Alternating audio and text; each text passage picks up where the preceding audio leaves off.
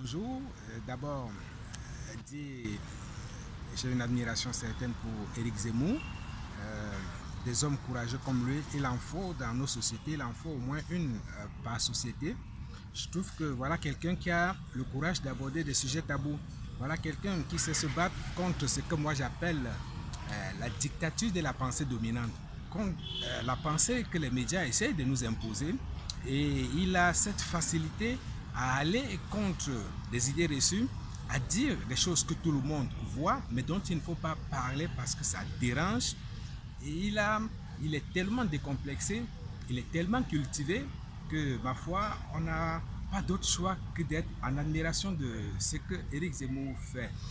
J'aime par exemple taquiner beaucoup mes amis ici en Afrique en parlant de ce qu'Éric Zemmour appelle le grand remplacement. Je me dis, mais les gars, c'est pas possible qu'on ne voit pas de quoi il parle. Ce n'est pas parce que ça ne nous arrange pas que ce n'est pas la vérité. Regardez l'équipe de France de football.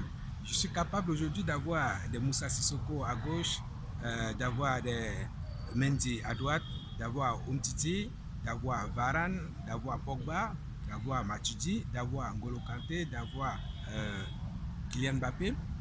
Écoutez, c'est peut-être que le football, mais on ne peut pas ne pas se mettre à la place des gens qui pensent, par exemple, comme Marine Le Pen, et ne pas être fier et avoir le droit de ne pas être fier de cette équipe de France qui ne représente pas la France dans sa diversité. C'est peut-être un exemple con parmi tant d'autres, mais un exemple qui explique qu'il y a bien des phénomènes visibles dont il faut qu'on parle. En parler, c'est une audace. D'ailleurs, je vois le nombre de fois dont Éric Zemmour est attaqué.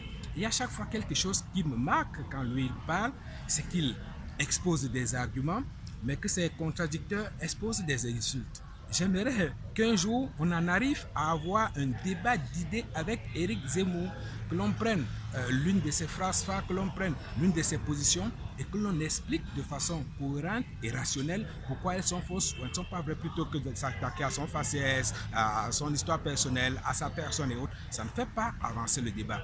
Le rôle des personnes comme Éric Zemmour, ma foi, il est indispensable dans nos sociétés. Et le dire n'est pas forcément partager toutes tes idées. Le dire, c'est dire justement à ceux qui lui portent la contradiction et le courage de faire comme Zemmour. Et le courage de vos arguments. Je parle un peu dans tous les sens, mais voilà un personnage dont on a besoin dans nos sociétés. Je ne suis que rarement choqué, presque jamais choqué par ce qu'il dit, parce que chaque fois, ce qu'il dit est argumenté. Pourquoi en vouloir à Éric Zemmour? Parce qu'il dit des choses qui nous dérangent ou parce qu'il dit des choses qui ne sont pas vraies. Je crois qu'Éric Zemmour dit des choses qui dérangent, mais qui malheureusement sont là sous notre nez. On n'a qu'à regarder et faire le débat. Il y a dans l'actualité un certain débat.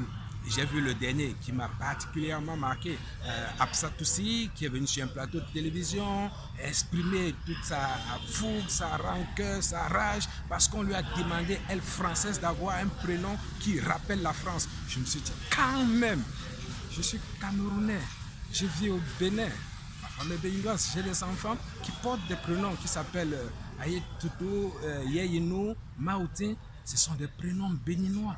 Je ne veux pas que mes enfants soient identifiés, isolés dans leur école parce qu'elles porteraient des noms qui ne se rattachent pas à la société dans laquelle elles habitent. Mais je crois que le minimum quand on vit dans une société, c'est d'accepter des règles de base de cette société.